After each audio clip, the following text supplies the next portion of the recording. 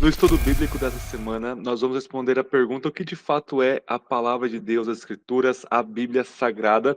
E para isso, eu gostaria de mostrar um livro que eu acabei de ler nesse mês, que é o livro do Michael Bird. Então, no vídeo de hoje, nós vamos refletir um pouco criticamente sobre o livro do Bird, sobre as Escrituras. Michael Bird é um teólogo muito importante aí do Novo Testamento nos nossos dias, e algumas contribuições e algumas críticas à posição dele.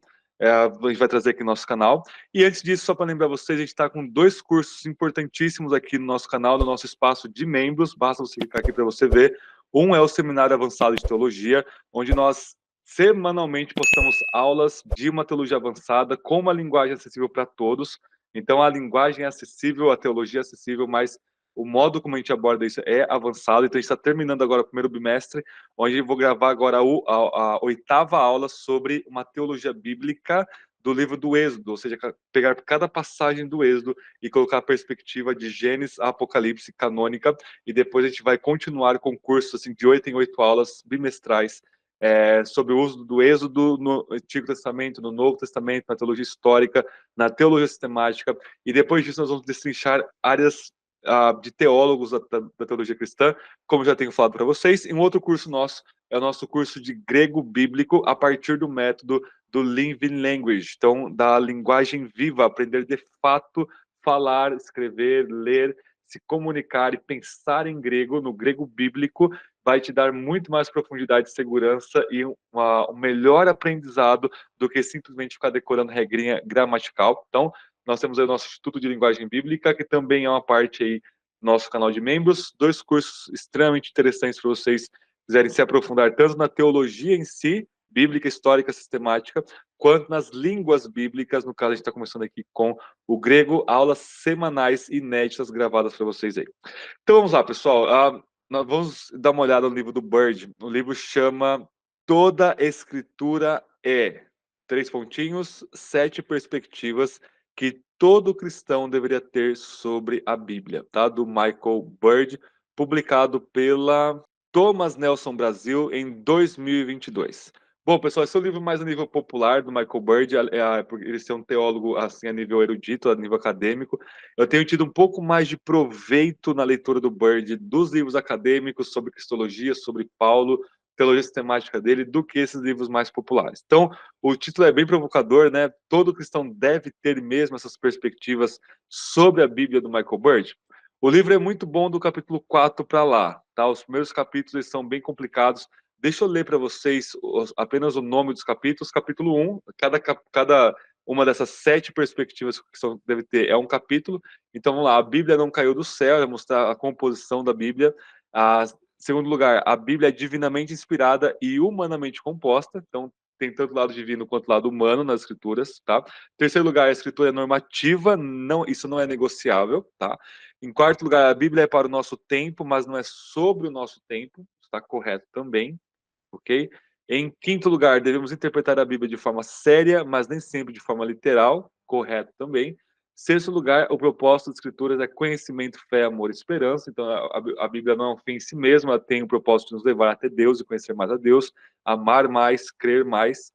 E, em sétimo, último lugar, Cristo é o centro da Bíblia cristã. Também são esses capítulos, os finais aqui, são extremamente bons e importantes. Tem 2 apêndices bem legais aqui, né? O primeiro apêndice é os 5 principais textos do Antigo Testamento no Novo, uma questão de intertextualidade bíblica. E o apêndice 2 é bem bacana, não foi o Bird que escreveu, eles pegaram de outra obra, mas eles acrescentaram aqui que é as traduções evangélicas mais importantes em língua portuguesa, um artigo bem legal, bem definido aí sobre o tema, tá? Qual que é o problema da abordagem do Bird? Os primeiros 2 capítulos aí, que trata do lado humano da palavra de Deus, né? Acho que o Bird ele deu espaço demais para leituras liberais que ele faz. Infelizmente, a gente tem que ler mesmo muitos liberais que vão atacar a Bíblia de tudo quanto é jeito, de tudo quanto é ângulo, né? E às vezes o teólogo ele começa a ceder.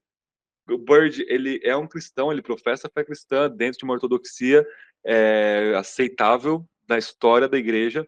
Ele afirma que a Bíblia é a palavra de Deus, isso é muito importante também. Então ele não é um liberal, tá? Ele não é um liberal no sentido clássico do termo, ou um neoliberal, com os filhotinhos aí dos liberais, né? Mas ele não aceita, por exemplo, a doutrina da inerrância bíblica conforme muitas igrejas, muitos cristãos, especialmente aqui nos Estados Unidos, Brasil, a Declaração de Chicago, por exemplo, de fé, vão afirmar, tá? Então ele vai ter alguns argumentos para combater isso. E a visão do Bird é mais ou menos o seguinte: a Bíblia como um todo ela é inspirada, ela é infalível na sua macro narrativa, né, na sua grande narrativa, mas os detalhes não importa se os detalhes vão ter erro ou não, e de fato nós temos erros históricos, erros de concordância, erros de tudo quanto é tipo, nos pequeninos detalhes, por assim dizer.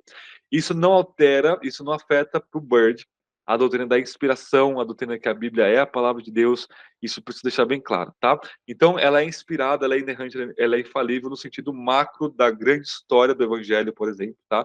De Gênesis e Apocalipse, mas os detalhes do texto, as nuances textuais, podem e de fato contém erros de uma perspectiva humana aí, tá? Tá? Isso é muito complicado, a gente afirma aqui no nosso canal, nossa teologia, a teologia da inerrância das escrituras, plena, cada palavra no hebraico e no grego é inspirada à luz do seu contexto, à luz do seu gênero literário, a deve ser interpretada, tá? E o Bird, ele não parece dar muitos bons argumentos, na verdade ele comete muitas falácias sobre isso, tá? Então, não é, eu não chamo, o texto, o título é muito apelativo, né? 7 perspectivas que todo cristão deve ter sobre a Bíblia. Não, um título menos apelativo seria 7 perspectivas que os cristãos podem ter sobre a Bíblia, tá? Mas não que devem. O dever assim, do subtítulo que eles resolveram traduzir é mais complicado, né? Tanto que, para vocês verem, o título original do texto é Seven Things I Wish Christians Know About the Bible. Então é muito mais tranquilo o título que ele deu em inglês, né? 7 coisas que eu gostaria que os cristãos conhecessem sobre a Bíblia, tá? Então, a perspectiva dele. Agora, o título em português ele ficou mais apelativo nesse sentido. E eu fui pesquisar alguns artigos que ele fala sobre isso, tá? Ele fala sobre isso na teoria sistemática dele, que eu acabei não lendo essa parte ainda. Eu vou pegar a sistemática dele para ler do começo ao fim. Eu li apenas algumas partes até agora, tá? Com muito proveito, diga-se de passagem, tá? Mas o artigo que ele escreve, gente, sobre isso, né, é muito ruim, é muito complicado. Normalmente o que eu tenho visto é que os teólogos bíblicos, os exegetas, hoje em dia, que se debruçam e são especialistas em exegese, são muito ruins de argumentação. Uma boa dose de teologia escolástica, seja da Idade Média, seja da escolástica reformada, seria muito bom para os teólogos bíblicos conseguirem argumentar, porque a argumentação é muito feia, assim, não deveria... eles não deveriam cometer falácias igual eles cometem, tá? Então ele começa dizendo nos artigos dele sobre esse tema e também reverberando aqui nesse livro, né? É lógico que a pesquisa dele vai se complementando, que a doutrina da inerrância plenária verbal das escrituras é um privilégio da igreja americana, tá? E que não é uma coisa compartilhada pela igreja global, tá? Isso não é um argumento nem a favor nem contra, porque, primeiro, não tem como saber disso. A igreja global é muito grande. Para saber tudo isso, a gente precisava saber todas as igrejas, a maioria das igrejas que ela pensa sobre isso. E o Bird ele não aponta nenhuma pesquisa, nenhum livro, nenhuma indicação. Ele simplesmente fala de cabeça, parece um tanto pedante, parece que ele está indo além, fazendo uma declaração que tem um pressuposto maior do que ele consegue sustentar. Então, ele fala que a igreja global não sustenta essa questão da inerrância bíblica não faz questão, por exemplo, é muito complicado, tá? Mesmo se isso fosse verdade, que a igreja global não adere à inerrância como os americanos aderem, tá? Ou como o protestantismo reformado adere. Mesmo assim, isso não é um argumento nem contra nem a favor da inerrância. A inerrância não depende disso, né? E ao mesmo tempo que não abraçar a doutrina da inerrância, de que a palavra de Deus é 100% verdadeira, não traz segurança para nenhuma igreja, não importa o lugar, não importa a época que essa igreja esteja e que ela se encontre, por assim dizer, né? Então, esse ponto ele começa já, não é um argumento bom, tá? Não é um argumento que fecha com nada aqui, ok? E ele vai começar falando que a Bíblia tem uma certa licença poética, né? Os autores humanos eles têm uma certa liberdade debaixo da inspiração do Espírito, para dar um jeitinho, para dar uma harmonizada num fato histórico que vai distorcer o fato histórico, esse é o ponto, que vai levar a um erro, mas eles têm esse tipo de licença poética aí, tá? E de emendar os detalhes do texto e por aí vai, tá? De novo, sem fundamentação, sem argumentação, simplesmente é um posto, é um pressuposto que os autores tenham essa liberdade em si mesmo. E aí, o mais complicado é as alternativas que ele apresenta, né? Ele vai dizer o seguinte: a inerrância não deve ser apresentada como uma alternativa à incredulidade, como se alguém fosse perguntado. E aí ele vai começar a argumentação dele. Você acredita em primeiro lugar, inerrância bíblica com autoria mosaica do Pentateuco, 6 dias literais de 24 horas da criação, a existência histórica de Jonas e Jó, que todos os salmos foram escritos por Davi, os 4 evangelhos foram escritos de forma independente, Paulo escreveu Hebreus e o livro de Apocalipse deve ser interpretado de forma estritamente literal. Ou, B, segunda opção, vocês são um bando de ateus, marxistas, liberais, secularizados que odeiam a Cristo e blasfêmias sacrílegas contra a palavra de Deus, a santa palavra de Deus. E ele vai falar assim: acredita em mim, eu tenho uma terceira opção que eu estou tentando apresentar para vocês. Então, o que ele faz aqui, gente, se não falar a memória, é a tal da falácia do terceiro excluído, onde você tem há duas opções que é colocada diante de você, uma falsa dicotomia, né, uma falsas opções, e aí você tem apenas uma terceira opção viável, você tem que escolher entre uma e outra, ou uma terceira. O que ele faz aqui, ninguém acredita nisso que ele está fazendo aqui. Ele cria um enorme espantalho, muito mal construído, muito mal argumentado, que todo mundo que bate o olho nisso aqui imediatamente vê que essa não é a opção. Então, por exemplo, a doutrina da inerrância aqui é você acreditar na autoria mosaica do Pentateuco, sim, eu acredito, e a maioria das pessoas que acreditam na inerrância acredita na autoria mosaica do Pentateuco, ainda que uma atualização ou outra de geografia, de nome de lugar, não tire a autoria mosaica, muito menos o último capítulo de Deuteronômio, escrito por uma outra pessoa, também não tira a autoria mosaica do Pentateuco, tá? Muito pelo contrário, confirma ela. Daí ele coloca a autoria mosaica do Pentateuco em pé de igualdade com 6 dias literais de 24 horas da criação.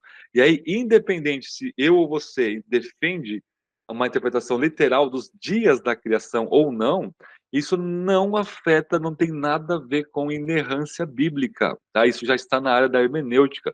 O ponto é que o texto bíblico é verdade absoluta, não contém erros. Quer sejam 6 dias literais, quer sejam 6 dias simbólicos, ou quer seja um gap entre o versículo 1 e 2 de Gênesis e o versículo 3, portanto, você tem aí tanto uma possibilidade de terra jovem quanto uma possibilidade de terra antiga, isso não afeta em nada a doutrina da inerrância das escrituras. Depois ele coloca a existência histórica de Jó e de Jonas. Bom, eu acredito na existência de Jó e de Jonas porque Cristo falou de Jonas como um personagem histórico real e Tiago, e tanto Ezequiel 14 quanto Tiago 5 falam da existência de Jó como um personagem histórico real. Tá? Isso não tem nada a ver. E ele coloca uma outra opção ridícula: todos os salmos foram escritos por Davi. Né? Nenhum inerrantista, nenhum não inerrantista, ninguém no mundo afirma que todos os salmos foram escritos por Davi. Está no cabeçalho dos salmos outros autores que não Davi. Tá? Ou que os evangelhos foram escritos de forma independente, isso aqui também é extremamente debatível. Paulo escreveu Hebreus, a maioria das pessoas hoje, pelo menos que eu tenho contato, acredito que Hebreus é anônimo, eu acredito que Hebreus é anônimo, e se você acredita que Hebreus foi escrito por Paulo, ou que foi escrito anônimo, ou que foi escrito por Apolo, ou que foi escrito por Priscila, ou foi escrito por Lucas, quem quer que seja, isso não afeta em nada a doutrina da inerrância. Né? E aí está o problema todo aqui do dispensacionalismo, né? O Apocalipse deve ser interpretado de forma estritamente liberal. Liberal não, perdão, literal. Né? Então, essas opções, ou você é um ateu marxista que odeia Deus. E aí, o Michael Bird, de forma muito sábia, está apresentando um terceiro caminho. Gente, tem muito mais do que esses 3 caminhos, e ele coloca aqui uma falsa oposição aqui com um espantalho de um lado, um extremo do outro, e apresentando aí a opção dele. É muito ruim esse argumento. Caiu no meu conceito uns pontos aí esse argumento. Tá? Então, o Bird, continuando aqui, ele observa que devemos matizar as coisas com muito cuidado, ou corremos o risco de fazer afirmações indefensáveis sobre as escrituras. Matizar, a gente deve nuançar, detalhar as coisas com precisão, tá?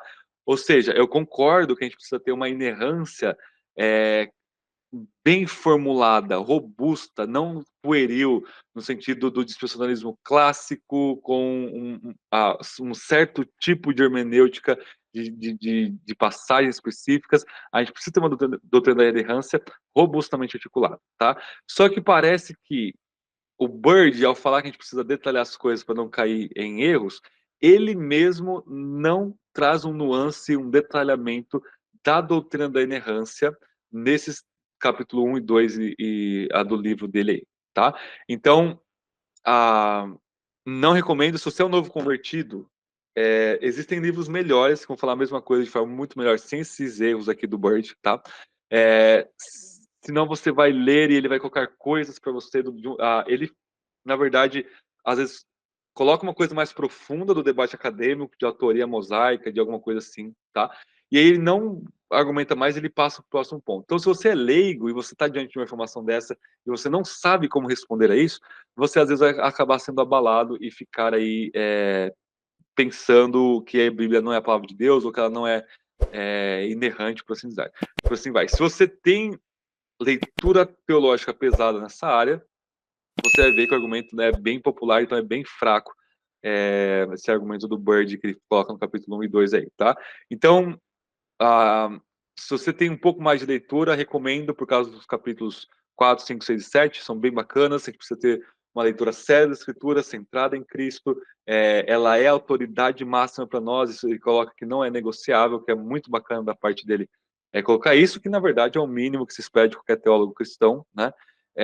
Mas esses capítulos iniciais eles são mal argumentados, mal fundamentados, um monte de falácia exegética e lógica, e também tem um certo que de querer, talvez não intencionalmente, óbvio que acho que não intencionalmente, mas o leigo que ele dá um passo que o leigo não vai entender, que ele não vai ter a leitura, para tentar ganhar o leigo. Então, como esse livro é popular, o leigo que lê isso aqui, ele pode cair nessas armadilhas, tá? Então, fica aí os meus avisos, né? Minhas bandeirinhas vermelhas aí para vocês tomarem cuidado na leitura do livro, tá? O livro é bem fácil de ler, bem tranquilo, li rapidinho, não tem nenhuma complicação, tá? Então, ainda essa semana vai ter livros sobre dons espirituais do Thomas Schreiner, vai ter bastante coisa bacana ainda aqui, vai ter os 10 livros que eu li no mês de março, vai ter bastante coisa bacana, e, gente, essa semana eu vou participar de um debate no programa, vejam só, acho que vai ser mais uma conversa do que um debate, eu espero por isso, eu não gosto muito de debate, sobre 1 Coríntios 3, aquela passagem que fala que a gente vai, os líderes cristãos que edificam prata com feno, madeira e palha, perdão, eles vão ser salvos como que quem passa pelo fogo, né, como pelo fogo. Então essa expressão que eu vou debater lá, depois eu posso fazer um comentário sobre esse debate, mas fiquem atentos aí, se vocês quiserem aprofundar um pouquinho mais nessa passagem.